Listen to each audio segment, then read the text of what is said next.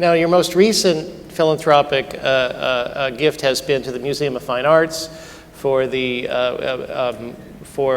one of 3 new buildings at the Museum of Fine Arts complex. It will be the Nancy and Rich Kinder building.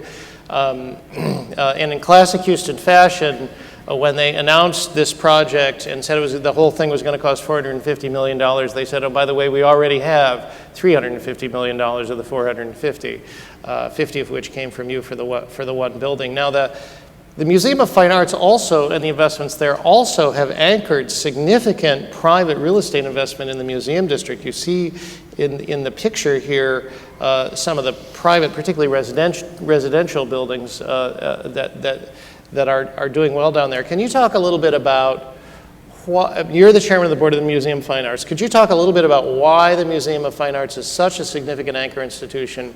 And again, what went into your decision to make a significant investment in this presumably transformational addition to the museum complex? Yeah, there's a lot of reasons that are specific to the museum in terms of, like most major metropolitan museums, we have more objects of art than we can possibly exhibit in our exhibit space today. We need that space. We have particularly strong collections in Latin American contemporary art, and we need additional space. But those are sort of museum specific.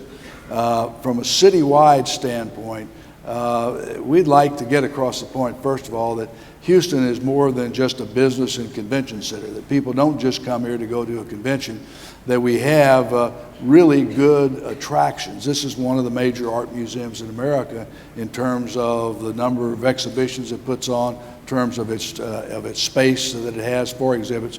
But this whole thing, by revitalizing the campus, putting in a new building, a new school, we have one of the largest art schools in the country serving people from kindergarten all the way through college, and some artists in residence beyond that. This will have a transformational impact, particularly on the museum district. And you're already seeing a lot of real estate development just in this area. And I think you will see more in the future. And it will make the Museum of Fine Arts even more of a draw, we think, for out-of-town visitors. So I think it's going to be a real quality of life changer for the whole city and metropolitan area.